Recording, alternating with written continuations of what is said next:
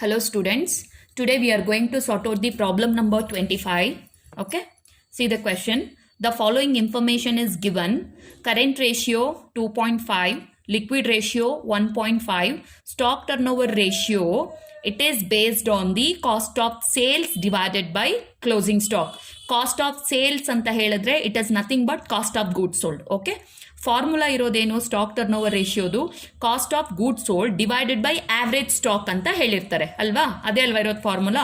But ಇಲ್ಲೇನಂತ ಹೇಳ್ತಿದ್ದಾರೆ, ನಾವು ಈ ಪ್ರಾಬ್ಲಮ್ ಅಲ್ಲಿ cost of goods sold divided by closing stock ನ ಮಾತ್ರ ತಗೋಬೇಕು. ಯಾಕೆ ಅಂತ ಹೇಳಿದ್ರೆ ಈ ಪ್ರಾಬ್ಲಮ್ ಅಲ್ಲಿ ಓಪನಿಂಗ್ ಕ್ಲೋಸಿಂಗ್ ಸ್ಟಾಕ್ ಇರೋದಿಲ್ಲ, ಒಂದೇ ಸ್ಟಾಕ್ ಇರುತ್ತೆ. ಸೊ ಹಾಗಾಗಿ ಅವರು ಕ್ಲೋಸಿಂಗ್ ಸ್ಟಾಕ್ ನ ತಗೋಬೇಕು ಅಂತ ಹೇಳ್ತಿದ್ದಾರೆ. ಓಕೆ, ಆನ್ಸರ್ ಎಷ್ಟಿದೆ? 6 ಟೈಮ್ಸ್ ಇದೆ. Then gross profit ratio 20%, fixed assets turnover ratio 2 times ಇದೆ. ಆವರೇಜ್ ಕಲೆಕ್ಷನ್ ಪೀರಿಯಡ್, ಆವರೇಜ್ ಡೆಪ್ಟ್ ಕಲೆಕ್ಷನ್ ಪೀರಿಯಡ್ 2 ಮಂತ್ಸ್. ಆನ್ಸರ್ಸ್ ಕೊಟ್ಟಿದ್ದಾರೆ. Fixed assets and share holders fund ನೋಡಿ, ಇದೆರಡು ಒಂದು ರೇಷಿಯೋ. ಫಿಕ್ಸ್ಡ್ ಅಸೆಟ್ಸ್ ಒಂದು ರೇಷಿಯೋ ಆದ್ರೆ ಶೇರ್ ಹೋಲ್ಡರ್ಸ್ ಒಂದು ರೇಷಿಯೋ. ಸೊ ಹಾಗಾಗಿ ಇಲ್ಲಿ 1:1. ಫಿಕ್ಸ್ಡ್ ಅಸೆಟ್ಸ್ 1 ಭಾಗ ಇದ್ರೆ ಶೇರ್ ಹೋಲ್ಡರ್ಸ್ ಫಂಡ್ ಕೂಡ 1 ಭಾಗ ಇರುತ್ತೆ. Okay, next net working capital 3 lakhs. ನೋಡಿ, ಎಲ್ಲೂ ನೋಡಿದ್ರು ನಮಗೆ ಸಿಗೋದು ಇದೊಂದೇ ವ್ಯಾಲ್ಯೂ ಅಂತ ಸಿಗೋದು ಇದು ಒಂದೇ, net working capital. Reserves is to share capital, ಇದೆರಡು ಈಗ ರೇಷಿಯೋ ಫಾರ್ಮಲ್ ಇದೆ. ರಿಸರ್ವ್ಸ್ ಈಸ್ ಟು ಶೇರ್ ಕ್ಯಾಪಿಟಲ್. ಸೊ ಎಷ್ಟಿದೆ? 0.5:1. 0.5 ಏನ್ನ ಇಂಡಿಕೇಟ್ ಮಾಡುತ್ತೆ? ರಿಸರ್ವ್ಸ್ನ.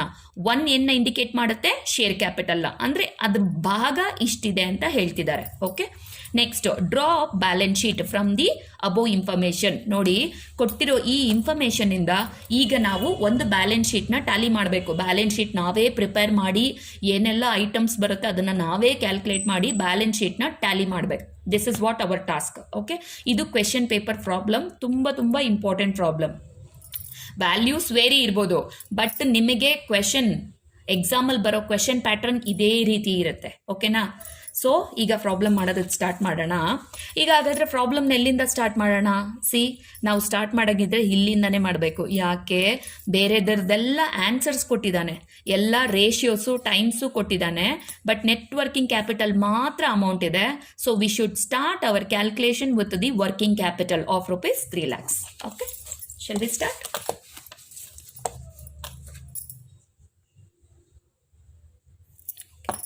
ನೋಡ್ಕೊಳ್ಳಿ, ಈಗ ವರ್ಕಿಂಗ್ ಕ್ಯಾಪಿಟಲ್ ಮಾಡೋಣ.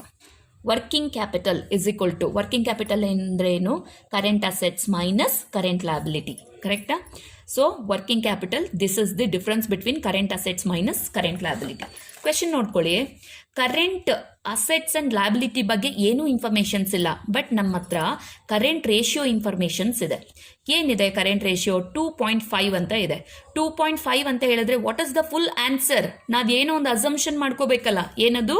2.5 ಅಂತ ಹೇಳಿದ್ರೆ this is not a single number, is to 1 will be there. ಕರೆಕ್ಟಾ? ಸೊ ಹಾಗಾದ್ರೆ 2.5 ಏನ್ನ ಇಂಡಿಕೇಟ್ ಮಾಡುತ್ತೆ? ಈಗ ನಾವು ಕರೆಂಟ್ ರೇಷಿಯೋ ಬರೀತೀವಿ, current assets divided by current liability ಅಂತ. ಸೊ ಹಾಗಾಗಿ ಇಲ್ಲಿ 2.5 ಅಂತ ಹೇಳೋದು ಕರೆಂಟ್ ಅಸೆಟ್ಸ್ನ ಇಂಡಿಕೇಟ್ ಮಾಡುತ್ತೆ. 1 ಏನು ಅಸಂಪ್ಷನ್ ತಗೊಳ್ತಿದ್ದೀವಿ, this will indicate the current liability. Okay, so ಹಾಗಾದ್ರೆ ನಮ್ಮ ಹತ್ರ current assets and current liability ratios ಇದೆ, ಆದ್ರೆ ವ್ಯಾಲ್ಯೂಸ್ ಇಲ್ಲ. We can easily find the values also here. ಹಾಗಾದ್ರೆ ನಾವೇನ್ ಮಾಡ್ತೀವಿ? ಕರೆಂಟ್ ಅಸೆಟ್ಸ್ ರೇಷಿಯೋ ಎಷ್ಟಿದೆ? 2.5 ಮೈನಸ್ ಕರೆಂಟ್ ಲಯಬಿಲಿಟಿ ರೇಷಿಯೋ ಎಷ್ಟಿದೆ? 1 ಇದೆ.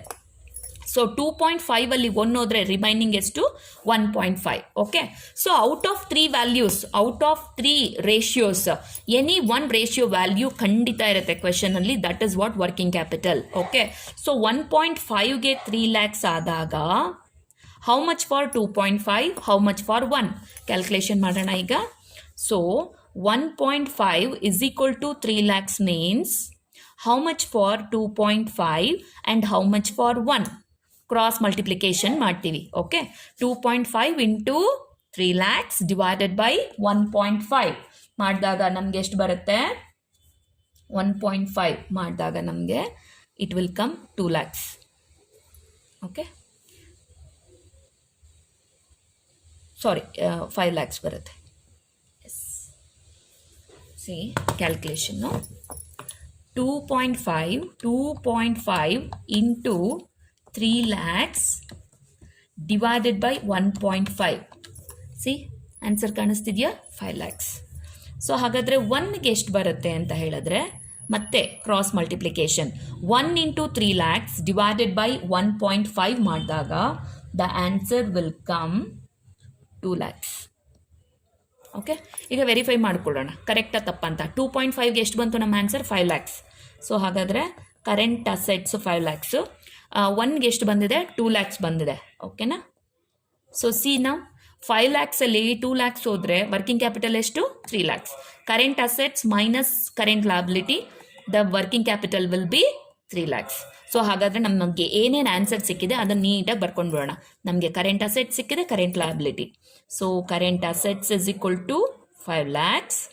ಇದಕ್ಕೊಂದು ಬಾಕ್ಸ್ ಹಾಕಿ ಇಟ್ಕೊಳ್ಳಿ, ಬಿಕಾಸ್ ನಾವು ಐಟಮ್ಸ್ನ ಸರ್ಚ್ ಮಾಡೋ ಅವಶ್ಯಕತೆ ಇರಲ್ಲ. ನಾವು ಈ ರೀತಿ ಹೈಲೈಟ್ ಮಾಡಿ ಇಟ್ಕೊಂಡ್ರೆ ಬ್ಯಾಲೆನ್ಸ್ ಶೀಟ್ ಪ್ರಿಪೇರ್ ಮಾಡುವಾಗ ಈ ಬಾಕ್ಸ್ಗಳನ್ನ ನೋಡಿಕೊಂಡ್ರೆ ಸಾಕು, ನಮ್ಗೆ ಇದು ಏನು ಐಟಮ್ ಅಂತ ಗೊತ್ತಾಗ್ಬಿಡುತ್ತೆ. ಇದನ್ನ ಐಟಮ್ ತಗೊಂಡು ನಾವು ಬ್ಯಾಲೆನ್ಸ್ ಶೀಟಲ್ಲಿ ಹಾಕೋಬಹುದು. ಓಕೆ, ಕರೆಂಟ್ ಲಯಬಿಲಿಟಿ ಎಷ್ಟು ಬಂದಿದೆ? 2 lakhs ಬಂದಿದೆ. So this is finished. 2 answer ಸಿಕ್ತು. ಈಗ ಮತ್ತೆ ಕ್ವೆಶನ್ಗೆ ಹೋಗೋಣ. ಓಕೆ, ಕ್ವೆಶನಲ್ಲಿ ಈಗ ಮತ್ತೆ ನಾವು ಇನ್ನೆಲ್ಲಿಂದ ಸ್ಟಾರ್ಟ್ ಮಾಡ್ಬೋದು? We know current ratio and liquid ರೇಷಿಯೋಗೆ there is a connection. Liquid ratio it is nothing but a quick ratio. ಯಾವಾಗ ಇದು ಕ್ವಿಕ್ ರೇಷಿಯೋ ಅಂತ ಅಂದ್ಕೊಳ್ತೀವಿ? ಕರೆಂಟ್ ರೇಷಿಯೋ ಕೊಟ್ಟಿರುವಾಗ ಲಿಕ್ವಿಡ್ ರೇಷಿಯೋ ಅಂತ ಮೆನ್ಷನ್ ಮಾಡ್ತಿದ್ರೆ this is nothing but a quick ratio ಅಂತ. Okay, so quick ರೇಷಿಯೋಗೂ ಕರೆಂಟ್ ರೇಷಿಯೋಗೂ there is a some connection. ಏನದು ಕನೆಕ್ಷನ್? ಸ್ಟಾಕ್. ನೆನ್ಪು ಬಂತಾ?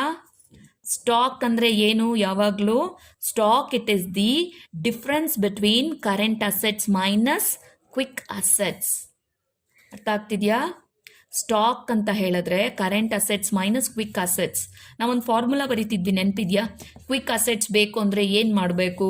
ಕರೆಂಟ್ ಅಸೆಟ್ಸಲ್ಲಿ -2 ಐಟಮ್ಸ್ನ ಮಾಡ್ಕೋಬೇಕು. ಯಾವ್ದ್ಯಾವುದು? ಸ್ಟಾಕು ಮತ್ತು ಪ್ರೀಪೇಯ್ಡ್ ಎಕ್ಸ್ಪೆನ್ಸಸ್. ನೆನ್ಪು ಬಂತಾ? ಸೊ ಇಲ್ಲಿ ನಾನು ಪ್ರೀಪೇಯ್ಡ್ ಎಕ್ಸ್ಪೆನ್ಸಸ್ನ ಹೈಲೈಟ್ ಏನು ಮಾಡೋಕ್ಕೆ ಹೋಗಲ್ಲ, because we need A stock. ಯಾಕಂತ ಹೇಳಿದ್ರೆ ನೋಡಿ, ಎಲ್ಲಿ ನೋಡಿಕೊಂಡ್ರು ಕೂಡ ಸ್ಟಾಕ್ ಟರ್ನ್ ಓವರ್ ರೇಷಿಯೋಗೆ ನಮಗೆ ಸ್ಟಾಕ್ಗೆ ನಾವು ಇಲ್ಲಿ ಫೋಕಸ್ನ ಮಾಡ್ತೀವಿ. ಓಕೆ, ಸೊ ಹಾಗಾಗಿ ಇಲ್ಲಿ ಕ್ಲೋಸಿಂಗ್ ಸ್ಟಾಕ್ ಅಂತ ಹೇಳಿದ್ರೆ this is nothing but a stock. Okay, so ಹಾಗಾದರೆ ಈಗ ನಮ್ಮ ಹತ್ರ ಇರೋ ಇನ್ಫಾರ್ಮೇಷನಿಂದ ಈಗ ಸ್ಟಾಕು ಮತ್ತು ಕ್ವಿಕ್ ಅಸೆಟ್ಸ್ನ ಫೈಂಡ್ ಮಾಡ್ಕೊಳ್ಳೋದಕ್ಕೆ ಟ್ರೈ ಮಾಡೋಣ. Because stock it is one of the major item in the balance sheet. To make the balance sheet tally ನಮಗೆ ಸ್ಟಾಕ್ ಬೇಕೇ ಬೇಕಾಗುತ್ತೆ. ಓಕೆ, ಸೊ ಹಾಗಾದರೆ ಈಗ ಸ್ಟಾಕ್ಗೆ ಏನು ಮಾಡೋಣ? ಇದೇ ಫಾರ್ಮುಲಾನ ಇಲ್ಲಿ ಬರ್ಕೊಳ್ತೀನಿ ನೋಡಿ. Stock will be the difference between what? Current assets minus quick assets. ಹಾಗಾದರೆ ಈ 3 ಐಟಮ್ದು ವ್ಯಾಲ್ಯೂ ಅಂತೂ ಇಲ್ಲ ನಮ್ಮ ಹತ್ರ, ವ್ಯಾಲ್ಯೂಸ್ ಇಲ್ಲ ಅಲ್ವಾ? ಸೊ ಹಾಗಾದರೆ ವ್ಯಾಲ್ಯೂ ಬದಲಿಗೆ ಏನಿದೆ ನಮ್ಮ ಹತ್ರ? ರೇಷಿಯೋಸ್ ಇದೆ. ನೋಡ್ಕೊಳ್ಳಿ, ಕರೆಂಟ್ ರೇಷಿಯೋ 2.5. ಓಕೆ ಅಂತ ಹೇಳಿದ್ರೆ ಕರೆಂಟ್ ಅಸೆಟ್ಸು 2.5 ಆಗುತ್ತೆ, ಕರೆಂಟ್ ಲಯಬಿಲಿಟಿ 1 ಆಗಿರುತ್ತೆ. ಅದೇ ಪ್ರಕಾರ ಲಿಕ್ವಿಡ್ ರೇಷಿಯೋ ಅಂತ ಹೇಳಿದಾಗ quick ratio, this is nothing but a quick ratio. ಹಾಗಾದರೆ ಆನ್ಸರ್ ಏನು? 1:5 ಅಂತ ಕೊಟ್ಟಿದ್ದಾನೆ ಅಂತ ಹೇಳಿದ್ರೆ 1.5 ಅಂತ ಕೊಟ್ಟಿದ್ದಾನೆ ಅಂತ ಹೇಳಿದ್ರೆ 1.5:1. ಇದನ್ನೇನ ಇಂಡಿಕೇಟ್ ಮಾಡುತ್ತೆ? ಕ್ವಿಕ್ ಅಸೆಟ್ನ ಇಂಡಿಕೇಟ್ ಮಾಡುತ್ತೆ. 1 ಏನ ಇಂಡಿಕೇಟ್ ಮಾಡುತ್ತೆ? ಕ್ವಿಕ್ ಲಯಬಿಲಿಟಿನ ಇಂಡಿಕೇಟ್ ಮಾಡುತ್ತೆ. ಇಲ್ಲಿ ಬರೆದು ತೋರಿಸ್ತೀನಿ ನೋಡ್ಕೊಳ್ಳಿ. So quick ratio is equal to quick assets divided by quick liability. ಹಾಗಾದರೆ ಅವ್ರು ಕೊಟ್ಟಿರೋ ಆನ್ಸರ್ 1.5 ಏನ ಇಂಡಿಕೇಟ್ ಮಾಡುತ್ತೆ? ಕ್ವಿಕ್ ಅಸೆಟ್ನ ಇಂಡಿಕೇಟ್ ಮಾಡುತ್ತೆ. 1 ಕ್ವಿಕ್ ಲಯಬಿಲಿಟಿನ ಇಂಡಿಕೇಟ್ ಮಾಡುತ್ತೆ. ಓಕೆನಾ? ಈಗ ಇಲ್ಲಿಗೆ ಬರೋಣ. ಸೊ ನಮ್ಮ ಹತ್ರ ಕರೆಂಟ್ ಅಸೆಟ್ಸ್ದು ರೇಷಿಯೋ ಇದೆಯಾ? ಎಸ್, ಕರೆಂಟ್ ರೇಷಿಯೋದಲ್ಲಿ ಎಸ್ಪೆಷಲಿ ಕರೆಂಟ್ ಅಸೆಟ್ಸ್ದು ರೇಷಿಯೋ ಇದೆ, ಕರೆಂಟ್ ಲಯಬಿಲಿಟಿದಿದೆ, ಕ್ವಿಕ್ ಅಸೆಟ್ಸ್ದಿದೆ, ಕ್ವಿಕ್ ಲಯಬಿಲಿಟಿದಿದೆ. ಓಕೆ, ಸೊ ಈಗ ನಮಗೆ ಬೇಕಾಗಿರೋದನ್ನ ಮಾತ್ರ ತಗೊಳ್ಳೋಣ. Current ratio, current assets ratio ಎಷ್ಟಿದೆ? 2.5 ಮೈನಸ್ ಕ್ವಿಕ್ ಅಸೆಟ್ಸ್ ಎಷ್ಟಿದೆ? 1.5. ಹಾಗಾದರೆ ಡಿಫ್ರೆನ್ಸ್ ಎಷ್ಟಾಯಿತು? 2.5 ಮೈನಸ್ 1.5 ಅಂತ ಹೇಳಿದಾಗ ಸ್ಟಾಕು 1 ಆಯಿತು. ಓಕೆನಾ? ಔಟ್ ಆಫ್ 3 ರೇಷಿಯೋಸ್ ಎನಿ 1 ರೇಷಿಯೋಸ್ದು ವ್ಯಾಲ್ಯೂ ಖಂಡಿತ ನಮ್ಮ ಹತ್ರ ಇರುತ್ತೆ. ಅದಕ್ಕೆ ನಾವು ಈ ಪ್ರಾಬ್ಲಮ್ನ ಈಗ ಇದರಿಂದನೇ ಮುಂದುವರಿಸ್ತಾ ಇದ್ದೀವಿ. ಓಕೆನಾ? ಸೊ ಹಾಗಾದರೆ ನೋಡಿ, ಕರೆಂಟ್ ಅಸೆಟ್ಸ್ ಆಲ್ರೆಡಿ ಫೈಂಡ್ ಮಾಡಿ ಇಟ್ಟಿದ್ದೀವಲ್ಲ. 2.5ಗೆ ಎಷ್ಟಿರುತ್ತೆ ವ್ಯಾಲ್ಯೂ? 5 lakhs ಇರುತ್ತೆ. ಸೊ ಹಾಗಾದರೆ 1.5ಗೆ ಎಷ್ಟು, 1ಗೆ ಎಷ್ಟು ಅಂತ ಈಗ ಫೈಂಡ್ ಮಾಡೋಣ. ಓಕೆನಾ? ಕ್ರಾಸ್ ಮಲ್ಟಿಪ್ಲಿಕೇಶನ್ ಮಾಡ್ಕೊಳ್ಳೋಣ. So 2.5 is equal to 5 lakhs ಆದಾಗ how much for 1.5? I mean quick assets, this is current assets, and how much for 1? I mean this is stock. Cross multiplication ಮಾಡೋಣ ಈಗ. So 1.5 into 5 lakhs divided by 2.5 ಮಾಡಿದಾಗ answer ಎಷ್ಟು ಬರುತ್ತೆ? Answer yes, answer will 1.5ಗೆ 3 lakhs ಬರುತ್ತೆ. It will come 3 lakhs ಅಂದರೆ quick ಅಸೆಂಟ್ಸ್ಗೆ 3 lakhs ಬರುತ್ತೆ. ಆ್ಯಂಡ್ ಸ್ಟಾಕ್ 1ಗೆ 2 lakhs ಬರುತ್ತೆ. Okay, clear? ಅರ್ಥ ಆಯ್ತಾ? Cross multiplication 1.5 into 5 lakhs divided by 2.5. Okay, and 1 into 5 lakhs divided by 2.5 ಮಾಡಿದಾಗ ಕ್ವಿಕ್ ಅಸೆಟ್ಸ್ 3 lakhs ಬರುತ್ತೆ, ಸ್ಟಾಕು 2 lakhs ಬರುತ್ತೆ. ಓಕೆ, ಆನ್ಸರ್ ಬರೆದ್ಬಿಡೋಣ. ಸ್ಟಾಕ್ ಎಷ್ಟು ಬಂತು? 2 lakhs ಬಂತು. ಕ್ವಿಕ್ ಅಸೆಟ್ಸ್ ಎಷ್ಟು ಬಂದಿದೆ? 3 lakhs ಬಂದಿದೆ. ಓಕೆನಾ? ಡನ್. ಸೊ ಹಾಗಾದರೆ ನಮಗೆ ಸ್ಟಾಕ್ ಸಿಕ್ಕಿದೆ. Stock is equal to 2 lakhs ಹಾಕ್ಬಿಟ್ಟು ಇದಕ್ಕೊಂದು ಬಾಕ್ಸ್ ಹಾಕೋಣ. ಬಾಕ್ಸ್ ಹಾಕೋ ಉದ್ದೇಶ ಹೇಳಿದ್ದೀನಿ, ಆನ್ಸರ್ಸ್ ಹೈಲೈಟ್ ಆಗುತ್ತೆ, ನಾವು ಈಸಿಯಾಗಿ ಪಿಕ್ ಮಾಡ್ಕೋಬೋದು ಐಟಮ್ಸ್ನ ಬ್ಯಾಲೆನ್ಸ್ ಶೀಟ್ ಟ್ಯಾಲಿ ಮಾಡೋದಕ್ಕೆ. ನೆಕ್ಸ್ಟ್ ಈಗ ಹೋಗೋಣ ಪ್ರಾಬ್ಲಮ್ಗೆ. ನಮ್ಮ ಹತ್ರ ಈಗ ಸ್ಟಾಕ್ ಸಿಕ್ಕಿದೆ.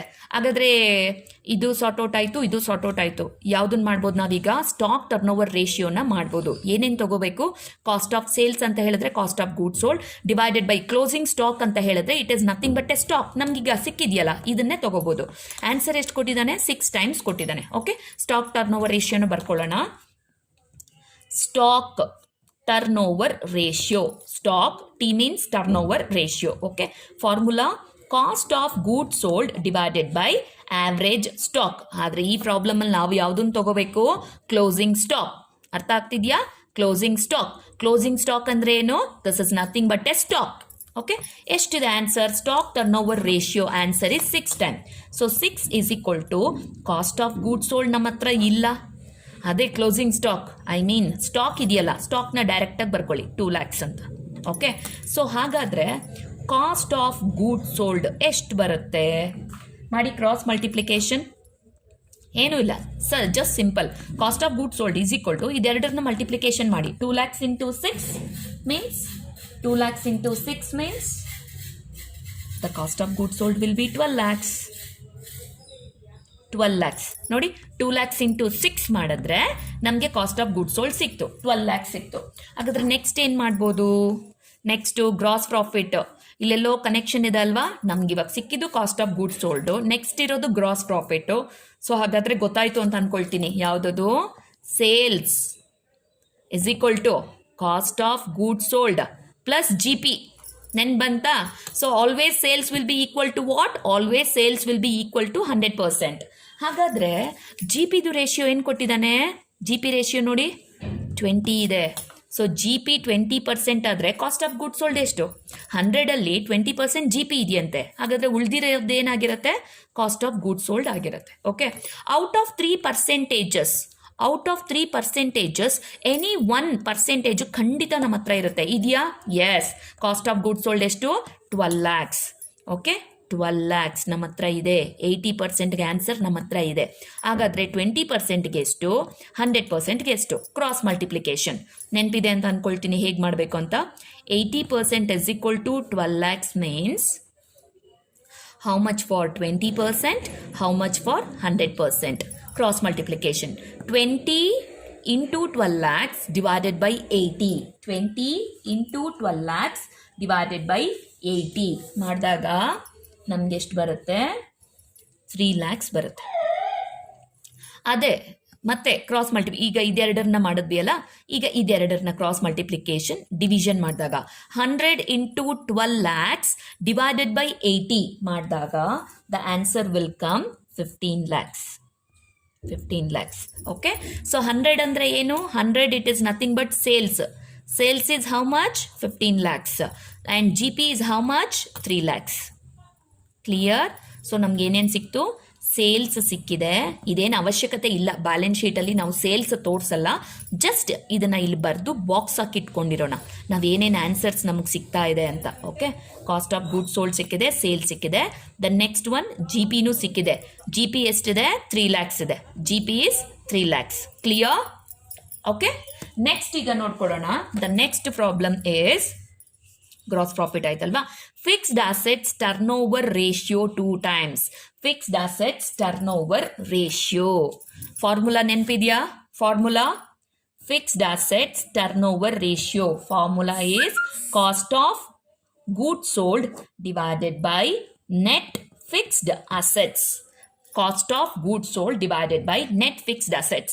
Net fixed assets ಅಂತ ಹೇಳಿದ್ರೆ ಫಿಕ್ಸ್ಡ್ ಅಸೆಟ್ಸ್ ಅಲ್ಲಿ ಡಿಪ್ರಿಸಿಯೇಷನ್ ನ ಲೆಸ್ ಮಾಡಬೇಕು. ನೋಡಿ, ಇಡೀ ಪ್ರಾಬ್ಲಮ್ ಅಲ್ಲಿ ನಮಗೆ ಡಿಪ್ರಿಸಿಯೇಷನ್ ರಿಲೇಟೆಡ್ ಯಾವುದು ಐಟಮ್ಸ್ ಇಲ್ಲ. ಸೊ ಹಾಗಾಗಿ this is nothing but A fixed assets. Okay, answer ಎಷ್ಟು ಕೊಟ್ಟಿದ್ದಾರೆ? Net fixed assets answer is 2 times. 2 times. 2 times. 2 times. So cost of goods sold means what? Cost of goods sold means it is a 12 lakhs. Already ನಾವು answer ನ find ಮಾಡಿದೀವಿ. Divided by net fixed assets. Net fixed assets. Okay, find ಮಾಡ್ಬೇಕೀಗ. So net fixed assets is equal to, ನೋಡಿ ಇಲ್ಲಿ ಒಂದು item ಇದೆ, ಇಲ್ಲಿ ಒಂದು item ಇದೆ ಅಂತ ಹೇಳಿದಾಗ ನಾವು ಇದನ್ನ ಇಲ್ಲಿ ಮಲ್ಟಿಪ್ಲಿಕೇಶನ್ ಮಾಡ್ತೀವಿ. ಆದರೆ ಇಲ್ಲಿ ಈಗ this is denominator and this number. ನಾವು ಇಲ್ಲಿರೋ ರಿಲೇಷನ್ಶಿಪ್ಪು ಮಲ್ಟಿಪ್ಲಿಕೇಶನ್ ಆದರೆ ಈ ಎರಡು ನಂಬರ್ಗಿರೋ ರಿಲೇಷನ್ಶಿಪ್ಪು ಯಾವಾಗಲೂ ಡಿವಿಷನ್ ಆಗಿರುತ್ತೆ. ಅರ್ಥ ಮಾಡ್ಕೊಳ್ಳಿ. These two numbers relationship is multiplication. ಇಲ್ಲೊಂದು ನಂಬರ್ ಇದ್ದು ಇಲ್ಲೊಂದು ನಂಬರ್ ಇದ್ರೆ ಮಲ್ಟಿಪ್ಲಿಕೇಶನ್ ಮಾಡ್ತೀವಿ. ಅದೇ ಪ್ರಕಾರ ಇಲ್ಲೊಂದು ನಂಬರ್ ಇದ್ದು ಇಲ್ಲಿ ಒಂದು ನಂಬರ್ ಇರುವಾಗ ಇದೆರಡರ ಮಧ್ಯದಲ್ಲಿ ನಾವು ಡಿವಿಷನ್ನ ಮಾಡ್ತೀವಿ. ಇಲ್ಲೂ ಅಷ್ಟೇ ನೆಟ್ ಫಿಕ್ಸ್ಡ್ ಅಸೆಟ್ಸ್ ಫೈಂಡ್ ಮಾಡೋದಕ್ಕೆ ನಾವು 12 lakhs divided by 2 ಮಾಡಿದಾಗ net fixed assets will come 6 lakhs. This is what the answer. ಇದು ಇಂಪಾರ್ಟೆಂಟ್ ಅಲ್ವಾ ಬ್ಯಾಲೆನ್ಸ್ ಶೀಟ್ಗೆ? This is very much important. Fixed assets balance sheet asset side ಅಲ್ಲಿ first item fixed assets ಆಗಿರುತ್ತೆ. 6 lakhs answer ಸಿಕ್ಕಿದೆ. Okay, next ಈಗ ನೋಡ್ಕೊಳ್ಳೋಣ. Working ಕ್ಯಾಪಿಟಲ್ನ ನಾವು ಯೂಸ್ ಮಾಡಿದ್ದೀವಿ. So I think this is over. Next average ಡೆಪ್ಟ್ collection period, ACP average collection period answer ಎಷ್ಟಿದೆ? 2 months ಇದೆ. ಓಕೆ, 2 months ಇದೆ. ಇಲ್ಲಿ ಮಾಡೋಣ ಈಗ. Average collection period formula debtors turnover ratio formula ಇದೆಯಲ್ಲ, ಜಸ್ಟ್ ಅದನ್ನ ನಾವು ರಿವರ್ಸ್ ಮಾಡಬೇಕು. Debtors turnover ratio formula ಏನು ಬರುತ್ತೆ? Credit sales divided by average trade debtors ಬರುತ್ತೆ. ಅದನ್ನ ನಾವು ಉಲ್ಟಾ ಮಾಡಿದ್ರೆ ಇಲ್ಲೇನು ಮಾಡಬೇಕು? ಉಲ್ಟಾ average trade debtors divided by credit sale. Average trade ಡೆಟಾರ್ಸ್ಗೆ ಈ ಪ್ರಾಬ್ಲಮಲ್ಲಿ ಓಪನಿಂಗ್ ಬ್ಯಾಲೆನ್ಸಸ್ಸು ಕ್ಲೋಸಿಂಗ್ ಬ್ಯಾಲೆನ್ಸಸ್ ಕೊಟ್ಟಿಲ್ಲ, ಡೆಟಾರ್ಸ್ದು ಕೊಟ್ಟಿಲ್ಲ, ಇಲ್ಲ, ಯಾವುದೇ ರೀತಿಯಾದ ಇನ್ಫಾರ್ಮೇಷನ್ ಇಲ್ಲ. ಸೊ ಹಾಗಾಗಿ ಆವ್ರೇಜ್ ಟ್ರೇಡ್ ಡೆಟಾರ್ಸ್ ಬದಲಿಗೆ ನಾನು ಬರೀ ಡೆಟಾರ್ಸ್ ಅಂತ ಕನ್ಸಿಡರ್ ಮಾಡ್ತಾ ಇದ್ದೀನಿ. Okay, debtors divided by credit sales. Okay, credit sales into 365 days ಅಥವಾ 12 months ತಗೋಬೋದು ನಾವು. ಓಕೆನಾ? ಸೊ ACP ಎಷ್ಟು ಹೇಳಿದ್ದಾರೆ ಅವ್ರ ಆನ್ಸರ್ ನೋಡ್ಕೊಳ್ಳಿ. ACP is how much? 2 months. ACP is 2 months.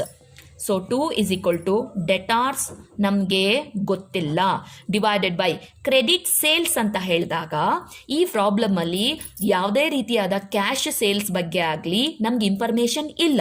So ಹಾಗಾಗಿ ಏನು ಸೇಲ್ಸ್ ಸಿಕ್ಕಿರುತ್ತೆ ಅದನ್ನೇ ನಾವಿಲ್ಲಿ ಕ್ರೆಡಿಟ್ ಸೇಲ್ ಅಂತ ಕನ್ಸಿಡರ್ ಮಾಡಿ ತಗೊಳ್ತೀವಿ. Okay, clear? ಇಂಟು 365 days ಆದರೂ ತಗೊಳ್ಳಿ, 12 months ಆದರೂ ತಗೊಳ್ಳಿ. ಆಲ್ಮೋಸ್ಟ್ ನಾವು ಡೇಸ್ ಎಲ್ಲಾದ್ರಲ್ಲೂ ತೊಗೊಂಡು ಬರ್ತಿದ್ದೀವಿ ಅಲ್ವಾ? ಇಲ್ಲಿ ನಾನು 12 monthsನ ತಗೊಳ್ತೀನಿ. ಕ್ಲಿಯರ್? ಈಗ ಏನು ಮಾಡಬೇಕು? ಡೆಟಾರ್ಸ್ ಫೈಂಡ್ ಮಾಡೋದಕ್ಕೆ ಅಂತ ಹೇಳಿದ್ರೆ ಈ ಎರಡು ನಂಬರ್ನ ಏನು ರಿಲೇಷನ್ಶಿಪ್ ಇರುತ್ತೆ ಈ ಎರಡು ನಂಬರ್ ಮಧ್ಯದಲ್ಲಿ? ಮಲ್ಟಿಪ್ಲಿಕೇಶನ್. ಅರ್ಥ ಮಾಡ್ಕೊಳ್ಳಿ. ಈ ಎರಡು ನಂಬರ್ನ ಮಲ್ಟಿಪ್ಲಿಕೇಶನ್ ಮಾಡಿದ್ರೆ 15 lakhs ಇಂಟು 2 ಮಾಡಿದ್ರೆ ನಿಮಗೆ 30 lakhs ಬರುತ್ತೆ. 30 lakhs ಬರುತ್ತೆ. ಡಿವೈಡೆಡ್ ಬೈ 12 ಮಾಡಬೇಕು. 30 lakhs ಡಿವೈಡೆಡ್ ಬೈ 12 ಮಾಡಿದಾಗ you will get 2,50,000 as the debtors. ತೋರಿಸ್ಬಿಡ್ತೀನಿ ನಿಮ್ಗೆ ಇಲ್ಲಿ ಕ್ಯಾಲ್ಕುಲೇಷನ್, ಈ ಆನ್ಸರ್ ಹೇಗೆ ಬಂತು ಅಂತ ಇಲ್ಲಿ ನೋಡ್ಕೊಳ್ಳಿ. 2 is equal to debtors divided by 15 lakhs into 12 ಅಲ್ವಾ? ಈಗ ಇದೆರಡರನ್ನು ನಾವು ಮಲ್ಟಿಪ್ಲಿಕೇಶನ್ ಮಾಡಿದಾಗ ಎಷ್ಟು ಬರುತ್ತೆ? 30 lakhs ಬರುತ್ತೆ. ಓಕೆ, ಈಸ್ ಈಕ್ವಲ್ ಟು ಇದೆರಡರನ್ನ ಮಲ್ಟಿಪ್ಲಿಕೇಶನ್ ಮಾಡ್ಕೊಳ್ತೀವಿ. So debtors 12. ಈಗೇನು ಮಾಡ್ತೀವಿ? ಡೆಟಾರ್ಸ್ನ ಹೊರಗಡೆ ತೆಗಿತೀನಿ. Is equal to 30 lakhs divided by 12. So ಹಾಗಾದರೆ ಡೆಟಾರ್ಸ್ ಎಷ್ಟು ಬರುತ್ತೆ?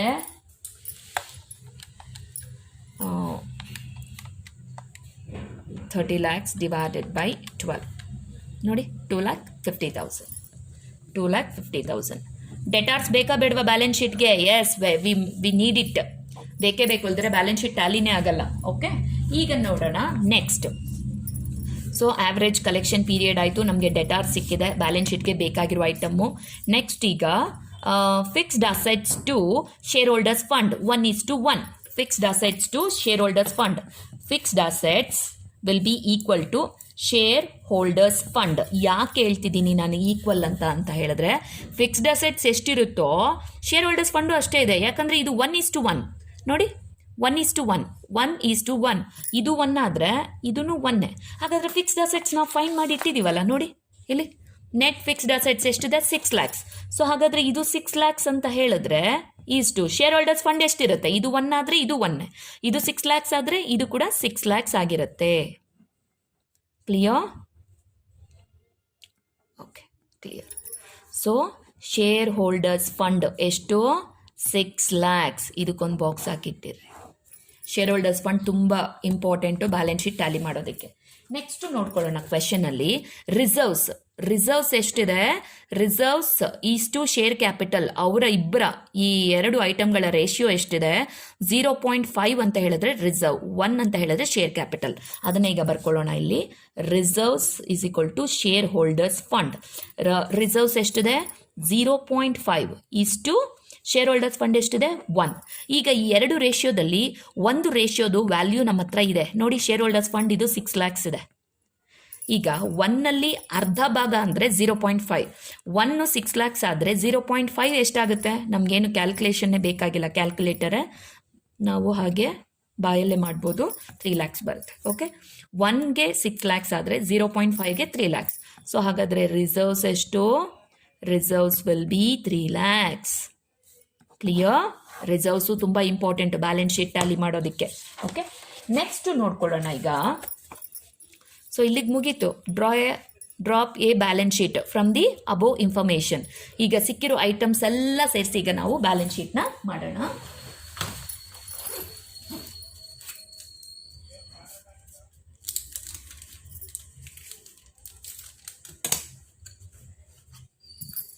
ನೋಡ್ಕೊಳ್ಳಿ, ಇದು ತುಂಬ ಇಂಪಾರ್ಟೆಂಟ್ ಪ್ರಾಬ್ಲಮ್. ನಿಮ್ಗಿನ್ನ ಮುಂದೆ ಎಕ್ಸಾಮಲ್ಲಿ ಇದೇ ರೀತಿ ಪ್ರಾಬ್ಲಮ್ಸೇ ಬರೋದು. ದಯವಿಟ್ಟು ನೆಕ್ಸ್ಟ್ ಪ್ರಾಬ್ಲಮ್ ಸಿಮಿಲರ್ ಇದೆ. ನೀವು ಈ ಪ್ರಾಬ್ಲಮ್ ಈಗ ಕ್ಯಾಲ್ಕುಲೇಷನ್ ನೋಡ್ಕೊಂಡು ನಿಮ್ಗೆ ಅರ್ಥ ಆಗಿದೆ ಅಂದರೆ ನೆಕ್ಸ್ಟ್ ಪ್ರಾಬ್ಲಮ್ಮು ನೀವು ಮಾಡಿ ಆ ಬ್ಯಾಲೆನ್ಸ್ ಶೀಟ್ ಎಷ್ಟು ಬಂತು, ನನಗೆ ಬ್ಯಾಲೆನ್ಸ್ ಶೀಟ್ ಅಮೌಂಟ್ನ ಮಾತ್ರ ಹಾಕಿ, ಅಸೆಟ್ ಸೈಡ್ ಲಯಬಿಲಿಟಿ ಸೈಡ್ ಎಷ್ಟು ಅಮೌಂಟ್ ಬಂದಿದೆ ಅದನ್ನು ನನಗೆ ಗ್ರೂಪಲ್ಲಿ ಹಾಕಿ, ನಮ್ಗೆ ಇಷ್ಟು ಆನ್ಸರ್ ಬಂದಿದೆ ಅಂತ. ಒಂದಷ್ಟು ಜನ, ನನಗೆಲ್ಲರೂ ಮಾಡಬೇಕು ಅಂತಲೇ ಇಷ್ಟ, ಎಲ್ಲರೂ ಪ್ರಾಬ್ಲಮ್ಸ್ನ ಮಾಡಿ ಆ ಆನ್ಸರ್ನ ನೀವು ಹಾಕಿದ್ರೆ ಆಮೇಲೆ ನಾನು ನಿಮಗೆ ಆನ್ಸರ್ಸ್ನ ಸೆಂಡ್ ಮಾಡ್ತೀನಿ. ಅಂದರೆ ನೀವು ಮಾಡಿರೋ ಬ್ಯಾಲೆನ್ಸ್ ಶೀಟು ಸರಿನಾ ತಪ್ಪಾ ಅಂತ ನಾನು ರಿಪ್ಲೈ ಕೊಡ್ತೀನಿ. Balance sheet. ಓಕೆ, ಇಲ್ಲಿ liabilities, amount, assets, amount. Okay, ಈಗ ಫಸ್ಟ್ ಐಟಮ್ ಏನು ತಗೊಳ್ಳೋಣ ನೋಡಿ. ನಮ್ಮ ಆನ್ಸರ್ಸ್ ಎಲ್ಲ ನಾವು ಮಾಡಿರೋದಿಲ್ಲೇ ಇದೆ. First item we will starts with fixed assets. Okay, because we know the format, right? So fixed assets ನೋಡಿ, ನೆಟ್ ಫಿಕ್ಸ್ಡ್ ಅಸೆಟ್ಸ್ ಆನ್ಸರ್ ಎಷ್ಟು ಬಂದಿದೆ? 6 lakhs ಬಂದಿದೆ. ಬರೆದು ಬಿಡೋಣ ಈಗ. ಓಕೆ, ಅದಾದಮೇಲೆ ನೆಕ್ಸ್ಟ್ ಕರೆಂಟ್ ಅಸೆಟ್ಸ್ ಎಷ್ಟಿದೆ? 5 lakhs ಇದೆ. ಕರೆಂಟ್ ಅಸೆಟ್ಸು 5 lakhs ಇದೆ. Okay, done. Even current assets ಅಂತ ತೊಗೊಂಡಾಗ ಅದರಲ್ಲಿ ಒಂದಷ್ಟು ಐಟಮ್ಸ್ದು ಲಿಸ್ಟ್ ಬರುತ್ತೆ. ಸ್ಟಾಕು, ಆಮೇಲೆ ಡೆಟಾರ್ಸು, ಕರೆಕ್ಟಾ? ಕರೆಂಟ್ ಅಸೆಟ್ಸಲ್ಲಿ ಇದೆಲ್ಲ ಸೇರ್ಕೊಂಡಿದೆ. 5 lakhsಲ್ಲಿ ಇದರದೆಲ್ಲ ವ್ಯಾಲ್ಯೂ ಸೇರ್ಕೊಂಡಿದೆ. ಅದನ್ನು ಬೇಕಾದ್ರೆ ನಾವಿಲ್ಲಿ ಸಪ್ರೇಟಾಗಿ ತೋರಿಸ್ಕೋಬೋದು. ನೋಡಿ, ಸ್ಟಾಕ್ ಎಲ್ಲಿದೆ? ಸ್ಟಾಕ್ 2 lakhs ಇದೆ. ಬರೆಯೋಣ ಇಲ್ಲಿ. 2 lakhs ಸ್ಟಾಕ್ ಇದೆ. ಆಮೇಲೆ ಡೆಟಾರ್ಸ್ ಫೈಂಡ್ ಮಾಡಿದ್ವಿಯಲ್ಲ ನೋಡಿ, ಡೆಟಾರ್ಸ್ ಎಷ್ಟಿದೆ? ಡೆಟಾರ್ಸ್ 2,50,000 ಇದೆ. 2,50,000 ಇದೆ. ಹಾಗಾದರೆ ಕರೆಂಟ್ ಅಸೆಟ್ಸು 5 lakhs ಇದೆ, ಅದರಲ್ಲಿ ಸ್ಟಾಕು ಲೆಕ್ಕ ಸಿಕ್ತು ನಮಗೆ 2 lakhs, ಡೆಟಾಸು 2,50,000. ಹಾಗಾದರೆ ಇನ್ನೂ 50,000 ಇರಬೇಕಲ್ಲ, ಇದನ್ನೇನಂತ ಕನ್ಸಿಡರ್ ಮಾಡೋಣ? ಇದನ್ನು ನಾವು ಕ್ಯಾಶ್ ಅಂತ ಕನ್ಸಿಡರ್ ಮಾಡೋಣ. ಓಕೆ, ಇಲ್ಲಿ ಕೆಳಗಡೆ ಬರ್ದಿರ್ರಿ. ಈ 50,000 ಹೆಂಗೆ ಕ್ಯಾಶ್ ಅಂತ ಮಾಡಿದ್ವಿ? ಬ್ಯಾಲೆನ್ಸಿಂಗ್ ಫಿಗರ್ ಅರ್ಥ ಆಗ್ತಿದೆಯಾ? 5 ಲ್ಯಾಕ್ಸಲ್ಲಿ 2 ಲ್ಯಾಕ್ ಸ್ಟಾಕು, 2,50,000 ಡೆಟಾರ್ಸ್ ಇದೆ. ಉಳಿದಿರೋ 50,000 ಏನಾಗಿರುತ್ತೆ? ಕ್ಯಾಶ್ ಆಗಿರುತ್ತೆ. ಅದಕ್ಕೆ ಇದನ್ನು BF ಅಂತ ಬರೆದು ಬಿಟ್ಟಿರೋಣ. ಓಕೆನಾ? ಕ್ಲಿಯರ್ ಆಯ್ತಾ? ಇದು ಇನ್ನರ್ ಅಮೌಂಟ್ ಕಾಲಮ್, ಇದು outer amount column. Outer amount column ಆಯಿತು. ಈಗ ನೆಕ್ಸ್ಟು ನನ್ನ ರೈಟ್ ಸೈಡ್ಗೆ ಬರೋದಾದರೆ first item share capital, share holders fund. Okay, share holders fund ಎಷ್ಟಿದೆ? 6 lakhs ಇದೆ. ಅದಾದಮೇಲೆ we need to show reserves ಎಷ್ಟಿದೆ? 3 lakhs ಇದೆ. ಓಕೆ, ರಿಸರ್ವ್ಸು 3 lakhs ಇದೆ. ಇನ್ನೇನು ಐಟಮ್ ತೊಗೋಬೇಕು ನಾವು? ಕರೆಂಟ್ ಲಯಬಿಲಿಟಿನ ತೊಗೊಳ್ಳೋಣ ಅಲ್ವಾ? ಕರೆಂಟ್ ಲಯಬಿಲಿಟಿ ಎಷ್ಟಿದೆ? ಕರೆಂಟ್ ಲಯಬಿಲಿಟಿ ಸಿಯರ್ 2 lakhs. ಇದರಲ್ಲಿ ಏನು ಸಬ್ ಐಟಮ್ಸು ನಾವು ಕ್ಯಾಲ್ಕುಲೇಷನ್ ಮಾಡಿಲ್ವಲ್ಲ, because we know very well. Calculation ಮಾಡಿದ್ವಿ ಅಲ್ವಾ ನಾವು ಯಾವುದು ಐಟಮ್ಸ್ ಮಾಡಿಲ್ಲ. ಓಕೆ, ಸೊ ಕರೆಂಟ್ ಅಸೆಟ್ಸ್ ತೊಗೊಂಡ್ವಿ, ಕರೆಂಟ್ ಲಯಬಿಲಿಟಿ ತೊಗೊಂಡ್ವಿ, ಸ್ಟಾಕ್ ತೊಗೊಂಡ್ವಿ, ಕಾಸ್ಟ್ ಆಫ್ ಗುಡ್ಸ್ ಸೋಲ್ಡ್ ನಮ್ಮ ಬ್ಯಾಲೆನ್ಸ್ ಶೀಟಿಗೆ ಬೇಡ. ದೆನ್ ನೆಟ್ ಫಿಕ್ಸ್ಡ್ ಅಸೆಟ್ಸ್ ತೊಗೊಂಡ್ವಿ, ಸೇಲ್ಸು ನಮ್ಮ ಬ್ಯಾಲೆನ್ಸ್ ಶೀಟ್ಗೆ ಬೇಡ. ದೆನ್ GPನೂ ಬೇಕಾಗಿಲ್ಲ ನಮಗೆ ಬ್ಯಾಲೆನ್ಸ್ ಶೀಟ್ಗೆ. ಡೆಟಾರ್ಸ್ನ ತೊಗೊಂಡ್ವಿ. ಓಕೆ, ಡೆಟಾರ್ಸ್ ತೊಗೊಂಡಿದ್ದೀವಿ, ಶೇರ್ ಹೋಲ್ಡರ್ಸ್ ಫಂಡ್ ತೊಗೊಂಡ್ವಿ, ರಿಸರ್ವ್ಸ್ ತೊಗೊಂಡ್ವಿ. I think according to our knowledge ನಾವೆಲ್ಲ ಐಟಮ್ಸ್ನು ಪಿಕ್ ಮಾಡ್ಕೊಂಡಿದ್ದೀವಿ. ಆಲ್ ಐಟಮ್ಸ್ ನಾವೇನೇನು ಕ್ಯಾಲ್ಕುಲೇಷನ್ ಮಾಡಿ ಟಿಕ್ ಮಾಡಿದ್ದೀವಿ ಆ ಐಟಮ್ಸ್ನೆಲ್ಲ ನಾವು ಪಿಕ್ ಮಾಡ್ಕೊಂಡಿದ್ದೀವಿ. ಈಗ ಟ್ಯಾಲಿ ಮಾಡೋಣ. ಬ್ಯಾಲೆನ್ಸ್ ಶೀಟ್ ನಮ್ಮದು ಟ್ಯಾಲಿ ಆಗುತ್ತಾ ಇಲ್ವಾ ಅಂತ ನೋಡೋಣ. ಸೊ ಅಸೆಟ್ ಸೈಡ್ ಎಷ್ಟು ಬರುತ್ತೆ? 6 lakhs ಪ್ಲಸ್ 5 lakhs ಅಂತ ಹೇಳಿದ್ರೆ 11 lakhs. ಈಗ ನಮ್ಮ ಬ್ಯಾಲೆನ್ಸ್ ಶೀಟ್ ಕರೆಕ್ಟ್ ಇದೆ ಅಂದರೆ we need the same answer under liability side also. ನೋಡೋಣ. 6 lakhs plus 3 lakhs 9 lakhs, 9 lakhs plus 2 lakhs 11 lakhs. So balance sheet tallied. ಅರ್ಥ ಆಯ್ತಾ? ಸೊ ನಿಮಗೆ ಟಾಸ್ಕ್ ಏನು ಅಂತ ಹೇಳಿದ್ರೆ the next problem 25th problem ನಾವು ಮಾಡಿದ್ದೀವಿ. ಈಗ 26th ಪ್ರಾಬ್ಲಮ್ ನೀವು ಮಾಡಬೇಕು. 26th problem same as it is same ಇದೆ. 25th ಥರನೇ 26th ಪ್ರಾಬ್ಲಮ್ ಇದೆ. ಆಲ್ಮೋಸ್ಟ್ ಅಲ್ಲ, ಎಲ್ಲ ಸೇಮ್ ಇದೆ. ಏನು ತಲೆ ಕೆಡಿಸ್ಕೋಬೇಡಿ. ಓಕೆ, ಇನ್ನು ಈ ಪ್ರಾಬ್ಲಮ್ಗಿಂತ ಈಸಿನೇ ಬರುತ್ತೆ. ಓಕೆ, ಮಾಡಬೇಕು. ನಾನು ಹೇಳ್ಬಿಡ್ತೀನಿ 26th problem balance sheet amount ಹೇಳ್ಬಿಡ್ತೀನಿ ನಾನು. ಇನ್ನೇನದ್ದು ಆನ್ಸರ್ ಕೊಡಲ್ಲ. ಬ್ಯಾಲೆನ್ಸ್ ಶೀಟ್ ಬರಬೇಕು ನಿಮಗೆ. 2,75,000 ಟ್ಯಾಲಿ ಆಗಬೇಕು. This is balance sheet figure. Asset side and liability side 2,75,000 2,75,000 ಬರಬೇಕು. Problem number 26. ಓಕೆ, ವಿಡಿಯೋನ ನೋಡಿ ಆಯಿತಾ? ಸಬ್ಸ್ಕ್ರೈಬ್ ಆಗಿ, ವಿಡಿಯೋ ನೋಡಿ ಸಬ್ಸ್ಕ್ರೈಬ್ ಆಗಿ, ಆವಾಗ ಇಮಿಡಿಯೇಟ್ ನೋಟಿಫಿಕೇಷನ್ ಬರುತ್ತೆ. ಈ ಪ್ರಾಬ್ಲಮ್ನ ಮಾಡಿ ನನಗೆ ಗ್ರೂಪಲ್ಲಿ ಅಥವಾ ಪರ್ಸ್ನಲ್ ಆಗಿ ನೀವು ನಿಮ್ಮ CRಗೆ ರಿಪೋರ್ಟ್ ಮಾಡಿ ಆನ್ಸರ್ ಟ್ಯಾಲಿ ಆಗಿದೆಯಾ ಇಲ್ವಾ ಅಂತ. ಸೊ 26th ಪ್ರಾಬ್ಲಮ್ 2,75,000 ಬರಬೇಕು. Okay, anyway thank you.